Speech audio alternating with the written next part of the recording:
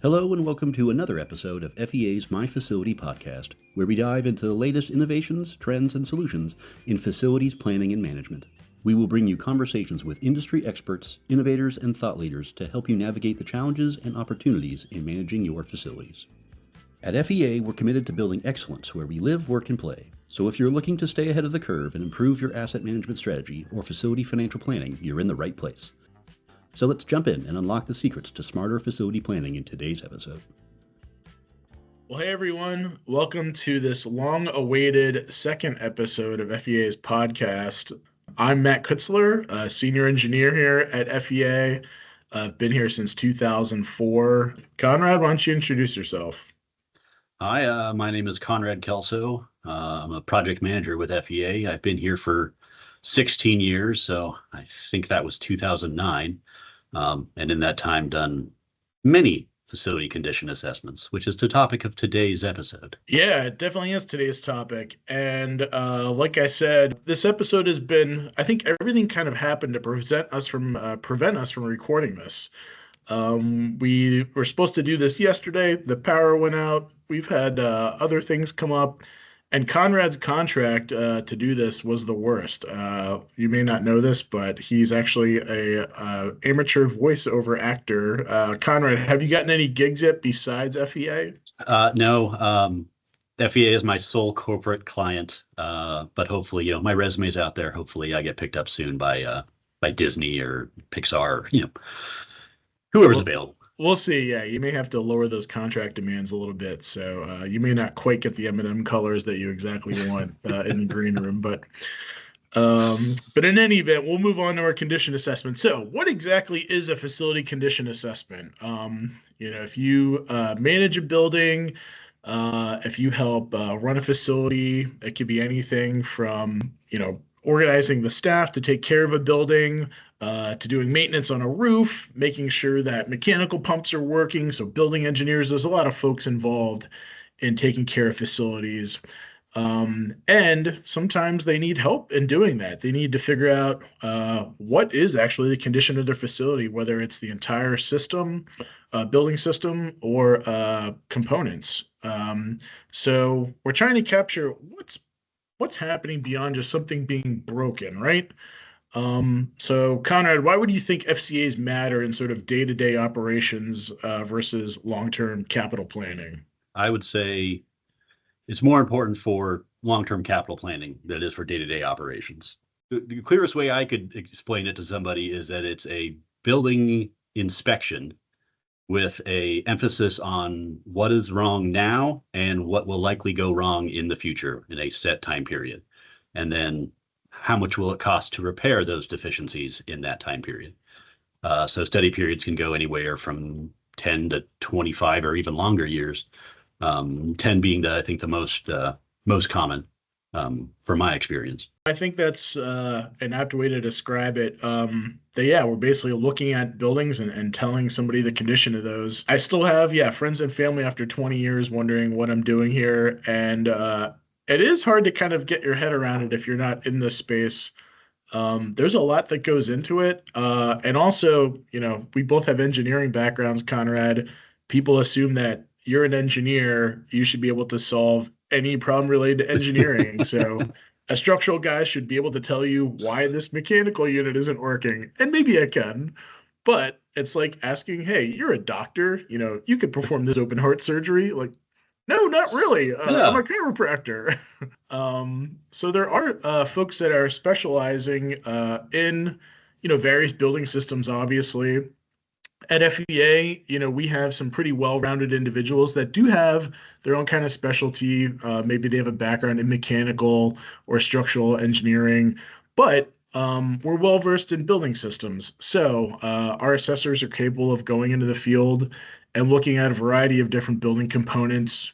And there are some things that we may need to talk about as a team. But we have that holistic view in mind. So we know that building systems all work together, and we need to figure out, how to best maintain those systems as they work together. So in the old days, and I say old days, having, even looking back to, 10 years ago, folks probably had a different mindset when it came to a condition assessment. You would get a large report that was very text heavy. So you might get page after page describing your building systems or various components. So you may have, a whole write-up on your pumps and your boilers and your mechanical units at your roof. And a lot of that detail can be helpful, but in a capital planning scenario, you may not need to know exactly, all the layers of your roof system. It just gets very granular. Does that help to know that, hey, you need a roof replacement in 3 years?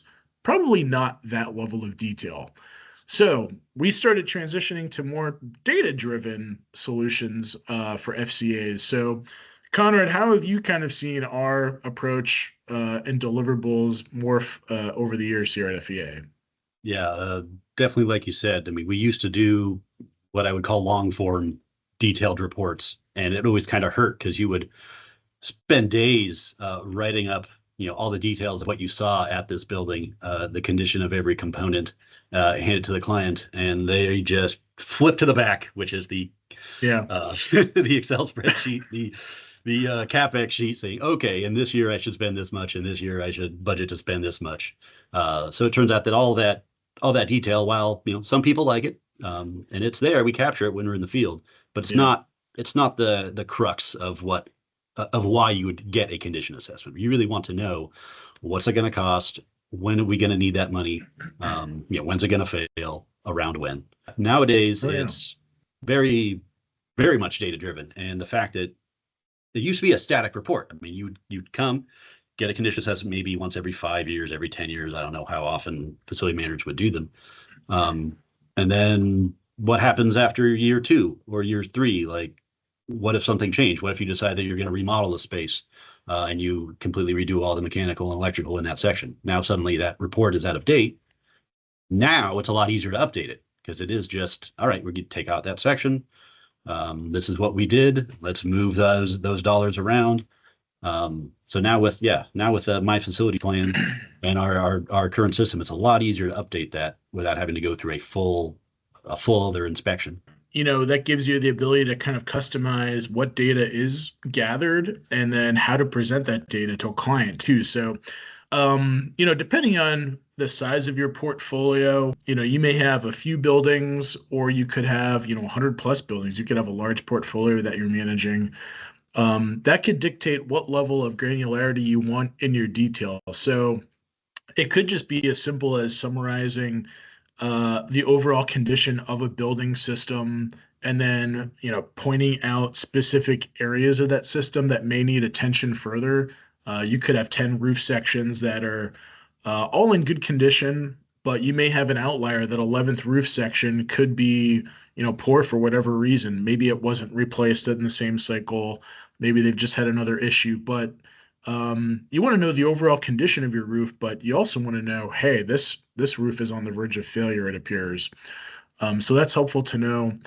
But yeah, there's so many different ways that you can take this data and filter it by portfolio, by, if you have several locations in your portfolio, different states, towns, whatever it is. Maybe you want to compare just dorm rooms if you're a university administrator. You just want to see the condition of, all of the mechanical systems at the dorms, and maybe even just these particular dorms. There's so many different ways you can compare data and figure out what are your highest priorities. So yeah, just so much better than a static report where you have one picture of what is happening, and you kind of have to do a lot of the homework yourself. We try to do that in tandem with clients, and I think that's good. I mean, it's always better when clients give input as to what they'd like to see, because ultimately the product, we want it to be useful for them.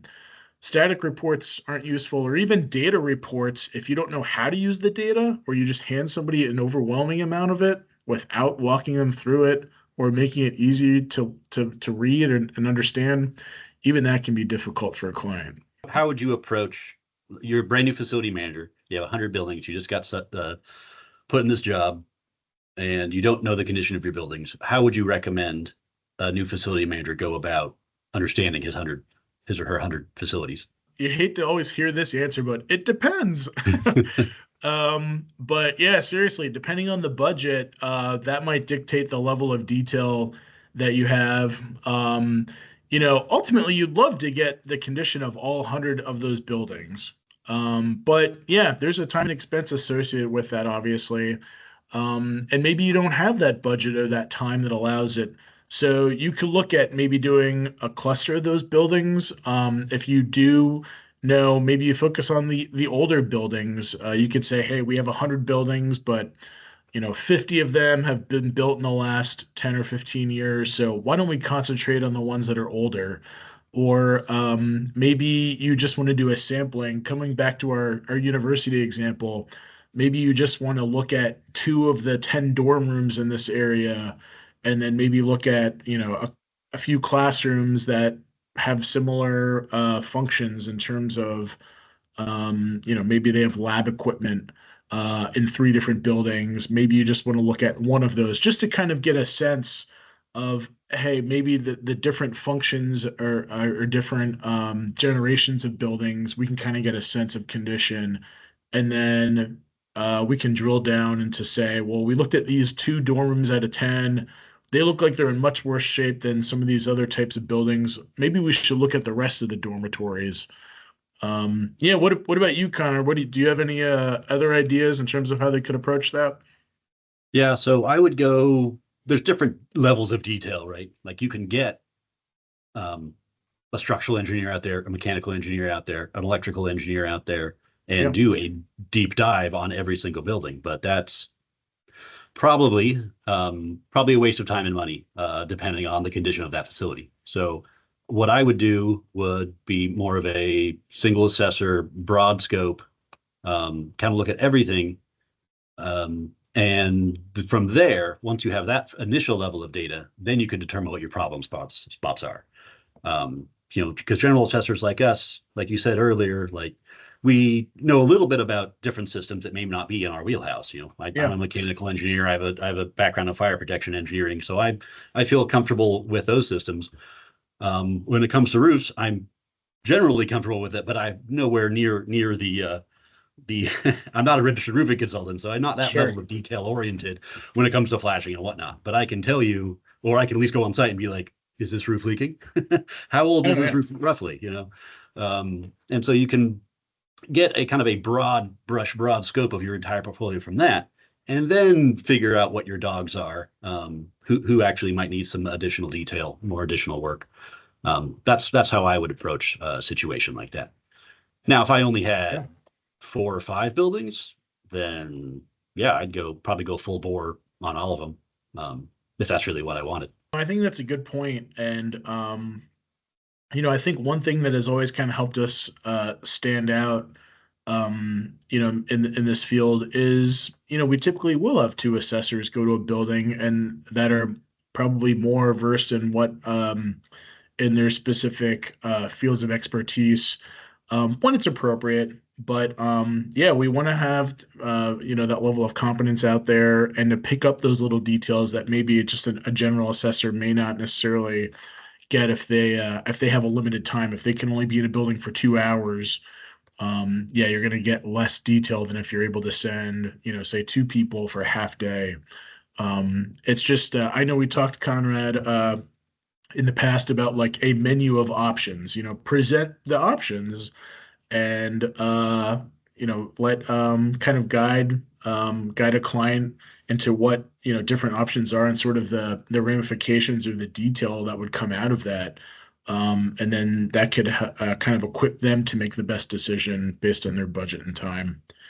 Yeah, I mean, there's even facility modeling now where you don't even go on site to assess the facility. You just go basic estimated useful lives. When were these buildings constructed? What is the square footage? What's the construction type? And you can basically build your portfolio from that and get a fairly accurate representation of what might actually be out there. And from there, you can then go out and see, actually put eyes on the facilities. Oh yeah, we've had clients realize success with that. We've even had other endeavors that go beyond just modeling buildings now, there's a particular project comes to mind where we modeled a new construction building, a few new construction buildings, but we wanted to see what the life cycle would be decades in advance. So folks tend to seem to have money for new construction, but when it comes to renovation, especially in maybe an education setting, it's hard to get the money available to renovate a building or give it a facelift on the outside. Nobody wants their name on a building where a donation went to new boilers, right? That's they want their name on the new library. There's a semi-famous quote that I love. It's called Yeah. "Everybody wants to build, nobody wants to do maintenance." And I Yeah. can't remember who it was. It might have been Kerouac, but Yeah, no, I think that's appropriate. So yeah, so we've talked kind of in broad strokes about an FCA and why you may want to do it, but if you actually get to conducting the condition assessment itself, so let's say you've arranged some different things with a client, you're under contract to go ahead and help them with an assessment. Just kind of walking through sort of the steps to make a successful condition assessment. What do you think, Connor, would be the best way to sort of get on the same page and kick off that endeavor before you guys get in the field?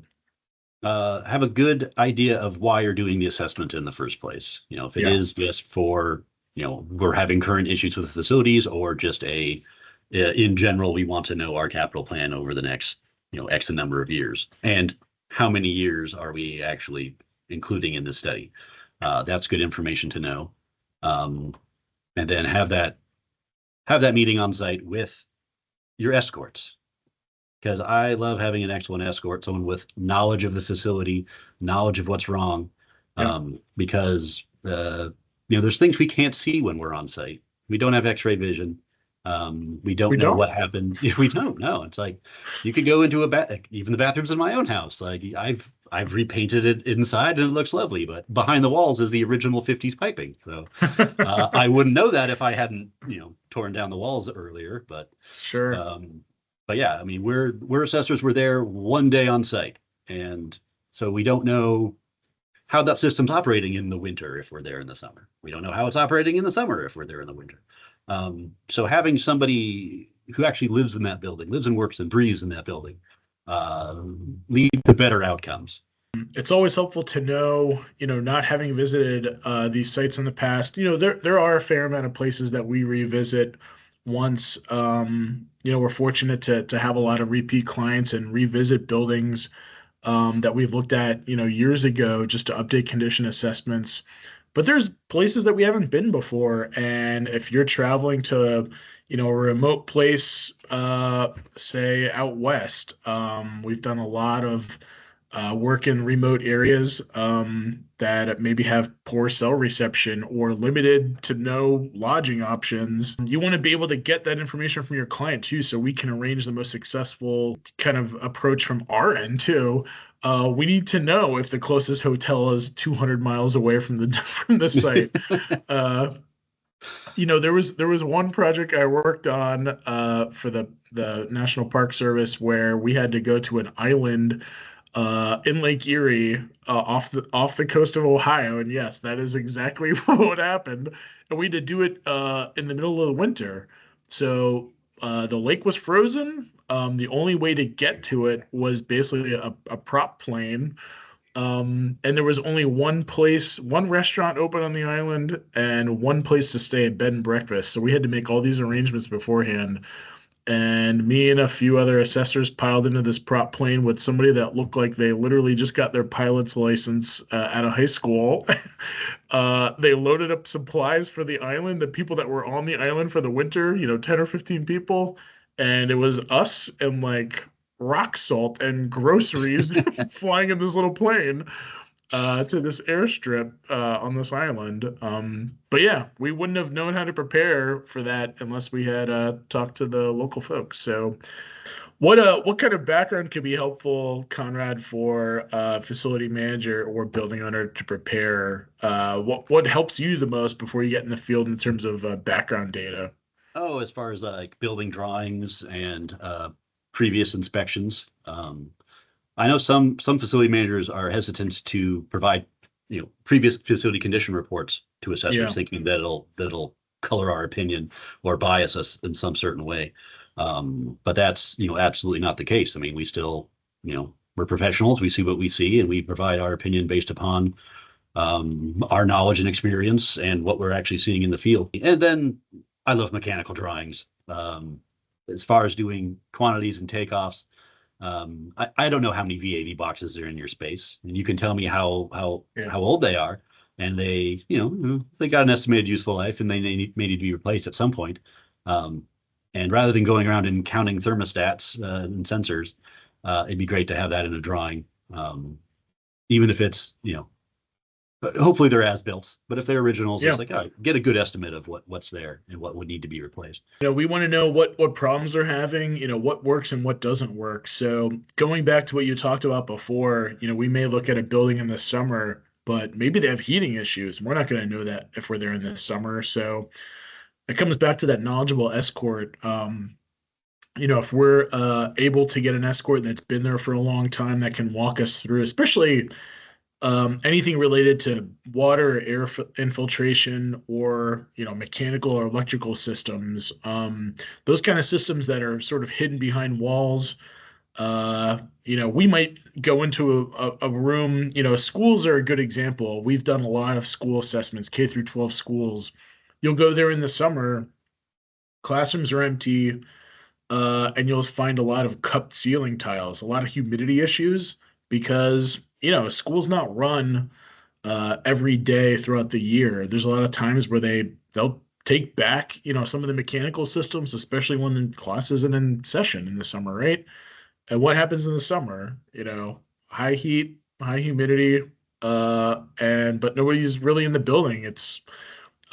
So you need to be careful about how you operate those systems. And sometimes we'll see clues like that, but unless somebody tells us, hey, we have a humidity issue in this room, you may not know that depending on the season. What about just lessons from the field? I know you mentioned X-ray vision, and yeah, I wish if one of us can invent that, we probably wouldn't be on this FEA podcast.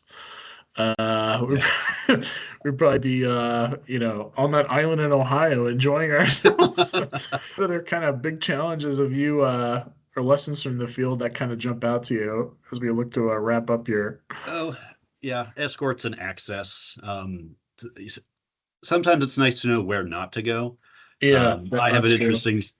interesting story of someplace I should not have been. I was in I believe, a sub basement somewhere in the Midwest, and opened up this unmarked door down there, and lo and behold, there was a utility grade transformer directly in front of me, like, arc flash and staying distances away. As soon as I realized what it was, I just shut the door and was like, glad you're still here. Yeah, so that's I think I put a strongly worded recommendation in the report to that door should be properly labeled. And locked. And locked. And I think, not making an assumption that, hey, this building's brand new, I can kind of, just go through this. And they didn't mention any problems. A lot of new construction has a fair amount of problems. So, I think you can never assume that a new component or a new building system means excellent condition because there's times when it doesn't. Things are not installed properly, or maybe they haven't been calibrated correctly. Yeah. Commissioning may not have been performed. So, I get that a lot too, even with not even new construction, but just remodels, right? Remodels or controls upgrades. Like, ever since we did this isn't working properly. It's like, oh, okay, brand new system, but it's just not calibrated yet. Haven't worked out the kinks. Yeah, sometimes we have to remember that the assessors out there are human too. So, you can sometimes assessments are pretty intensive, especially travel assessments. When you go to different places, you're away for a long time, different time zones. You may be battling some tough elements out in the field. I remember assessing a parking garage in Indianapolis in February, and I couldn't be out there for more than 5 or 10 minutes, but having to dive kind of into the elevator lobby just to warm up before I went back out there for 10 minutes to try to look at it more. But yeah, as we wrap up here, Conrad, I don't know if you had any final thoughts, but yeah, just to kind of summarize, condition assessments can bring a lot of value no matter how many buildings you have, what type of building you have. But that value will depend on what a client ultimately wants to accomplish, whether they have a 5-year or a 20-year outlook. Maybe they're looking to sell a building in a few years, so they have a shorter term view. Maybe, if it's a public building, then hey, they're invested there. They have no plans to leave, and they have to achieve a certain level of maintenance. How do they best get to that point with limited funds and prioritization? Yeah, I mean, you don't know what you don't know. Yeah. And getting some experts out in the field that know these systems, they know life cycles, that could only help. Can only help you figure out what you have, what you might need to spend in the future. But yeah, just tell us your goals, tell us what you're working towards, and we're here to help you do that. Yeah, we definitely are. So, yeah, for me, for Conrad, for all of us here at FEA, take care, and we'll see you on your next condition assessment. Thanks, Matt. Thank you.